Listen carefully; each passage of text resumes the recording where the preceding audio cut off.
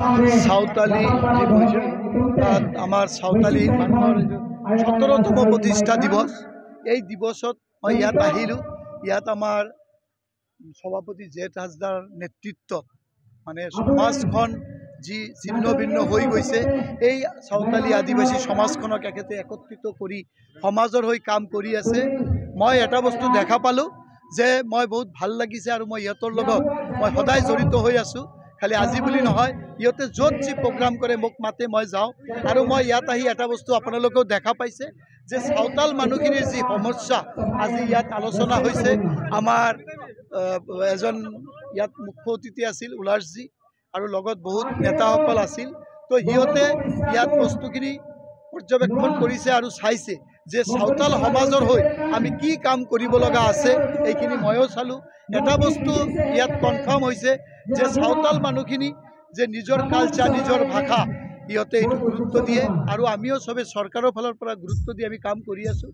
আৰু এটা বস্তু আপোনালোকেও জানে যে আমাৰ বিটিআৰৰ চৰকাৰ, যে আমাৰ প্ৰমোদ বড়ো ডাঙৰীয়া বিটিআৰৰ চিফ আৰু আমাৰ মাননীয় মুখ্যমন্ত্ৰী মহোদয়ৰ নেতৃত্বত আদিবাসী উন্নয়নৰ ক্ষেত্ৰত AWDC এটা কমিটি গঠন কৰি দিয়া হৈছে। তাত CMৰ পৰা আৰম্ভ কৰি EMসকল আছে, সিহঁতেও কাম কৰি আছে। তো মই ভাবোঁ যে আমাৰ আদিবাসী ভাইসকলৰ যি সমস্যা আছে এইখিনি আমাৰ চৰকাৰৰ পৰা আৰম্ভ কৰি আমাৰ AWDC কমিটিয়ে মিলি আমি এইখিনি অতি সোনকালে ইয়াৰ সমস্যা সমাধান হ'ব।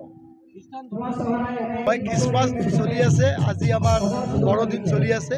মই এইখিনি শুভেচ্ছা জনাম যে সব আমাৰ খ্ৰীষ্টানধৰ্মী মানুহখিনি আৰু আমি আজি ঈশ্বৰ প্ৰভুৰ ওচৰত ইয়াতে প্ৰাৰ্থনা কৰিব লাগে। মই জনাই আহিছোঁ যাতে আমি সবে মিলি জুলি আমাৰ জাগাৰ উন্নয়ন কৰিব পাৰোঁ আৰু যাতে সবাই সুখ শান্তিৰে থাকিব পাৰোঁ। তাৰ কাৰণে মই আমাৰ খ্ৰীষ্টানধৰ্মী মানুহক, ৰাইজক মই অনুৰোধো জনাইছোঁ আৰু শুভেচ্ছাও জ্ঞাপন কৰিছোঁ।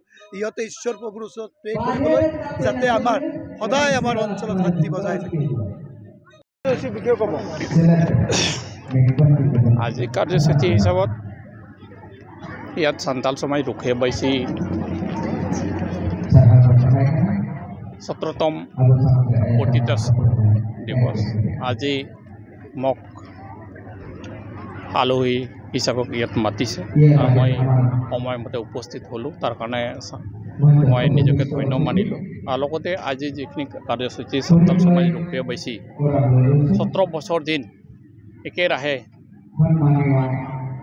সমাজৰ কাৰণে কাম কৰি আহিছে, তাৰ কাৰণে মই সাঁওতাল সমাজ ৰক্ষাবাসীসকলক অশেষ অশেষ ধন্যবাদ জনাইছোঁ। লগতে অন্যান্য আদিবাসী সংগঠনবিলাকক ধন্যবাদ জনাইছোঁ এই সাঁওতাল সমাজ ৰক্ষাবাসী সহযোগ কৰাৰ কাৰণে। মানে মেইনলি একচুৱেলি এই ৰক্ষাবাসীৰ কাৰ্যসূচীবিলাক কালচাৰ, ইতিহাস আৰু অন্যান্য ছাইডত সামাজিক ফালৰ পৰা যেনেকৈ উন্নয়ন কৰিব লাগে সেইটো ভিত্তি কৰি বিগত 17 বছৰ দিন কাৰ্যসূচী বা কাম কৰি আছে। তেখেতসকলে গাঁৱে ভূঞে সোমাই সাঁওতাল সমাজসকলক এৱাৰনেছ কৰিছে। তাৰ কাৰণে তেখেতসকলক মই অশেষ ধন্যবাদ জনাইছোঁ। আজিও ইয়াতে সুন্দৰকৈ একটা প্ৰতিষ্ঠা দিৱস পালন কৰিছে। ইয়াত মাঝি থান সুন্দৰকৈ বনাইছে আৰু বিভিন্ন ছাইডৰ পৰা বহুত আলহীবিলাক আহিছে।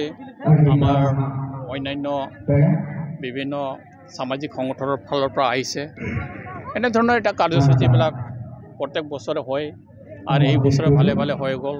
তাৰ কাৰণে মই সাঁওতাল সমাজ ৰক্ষাবাসীসকলক অশেষ ধন্যবাদ জ্ঞাপন কৰিছোঁ। আৰু লগতে ইয়াতে এইখিনি ঠাইত AWDC হয়, মই নিজকে আজি এটা ঘোষণা কৰি দিছোঁ। ইয়াতে মাঝি থান অলপ ডাঙৰকৈ এটা মাঝি থান বনাই দিয়া হ'ব। এইখিনি ৰাইজৰ আগত এটা মই প্ৰতিশ্ৰুতি দি গৈছোঁ।